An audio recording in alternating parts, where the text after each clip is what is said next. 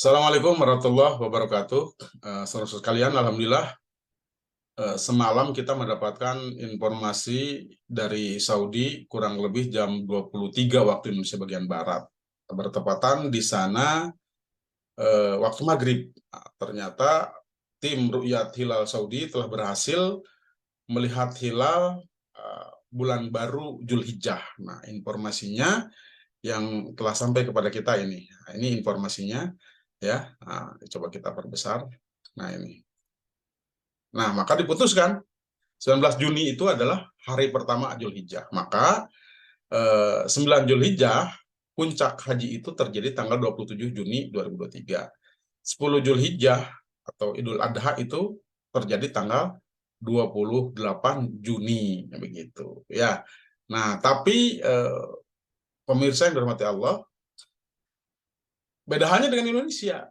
Karena Indonesia merasa berhak untuk melakukan ruqyat sendiri dan menentukan ketetapannya sendiri gitu. Dan sementara di Indonesia itu ada dua metode untuk menetapkan awal bulan itu. Satu dengan hisab yaitu wujudul hilal, yang kedua dengan ruqyat kriteria atau imkan ruqyah mungkin di ruqyat. Nah, data astronomi bulan baru di Indonesia itu terjadi tanggal jam 11 ya, hari kemarin hari Ahad. Sekitar jam 11-an. Nah, maka bagi hisab ini sudah memasuki bagi wujudul hilal ini sudah memasuki kriteria karena istima qabla ghurub. Istima terjadi sebelum matahari tenggelam.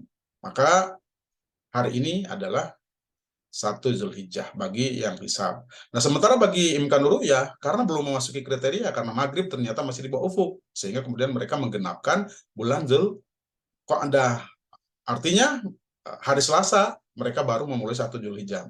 Implikasinya akan terjadi dua lebaran haji di Indonesia. Dua Idul Adha. Yang satu tanggal 28, yang satu lagi tanggal 29. Dan ketika mereka menunaikan ibadah saum ya, di tanggal 9 Zulhijjah juga akan terjadi dua kali. Tanggal 27 Juni dan 28 Juni. Ya, sementara kalau kita kemudian merujuk kepada Mekah, ya, kita yang tidak menunaikan ibadah haji di saat kemudian jamaah haji sedang melaksanakan wukuf di Arafah, kita disunahkan untuk saum, maka disebutlah saum sunnah Arafah yang itu terjadi pada 9 Zulhijjah bertepatan dengan tanggal 27 berarti. Nah, kalau kemudian ada dua hari ya yang berbeda, yang satu 27, yang satu 28. Berarti yang tanggal 28 ketika mereka melakukan saum, itu saum apa? Disebut saum Arafah? Enggak. Sudah selesai haji gitu.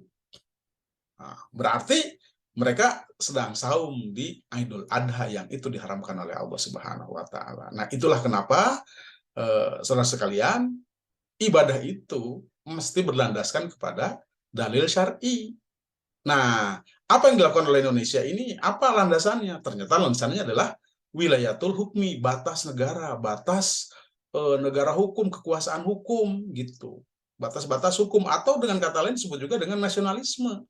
Tentu saja ini bukan dalil syar'i. Nggak bisa ibadah dengan landasan ini. Ya, tertolak ini. Gitu. Nah, lalu apa landasan syar'inya? Inilah yang kemudian disampaikan oleh Rasulullah SAW kepada Amir Mekah gitu ya. Ana Amir Makata Khotoba ya. Amir Mekah itu berkhutbah. Kemudian Sumakola dia berkata, Ahida ilaina Rasulullah Shallallahu Alaihi Wasallam ya telah berpesan kepada kita ya Rasulullah SAW ananan suka liru yati bahwa kita melakukan haji itu dengan ru'yat. Fa'ilam naruhu apabila kemudian kita tidak melihat wasyahida syahidan adlin nasakna bisa hadatihima ya. Ketika kemudian jika datang ya orang yang menyatakan dia melihat hilal dan mampu mendatangkan dua saksi, maka kita berhaji dengan ru'yatnya begitu, seperti itu.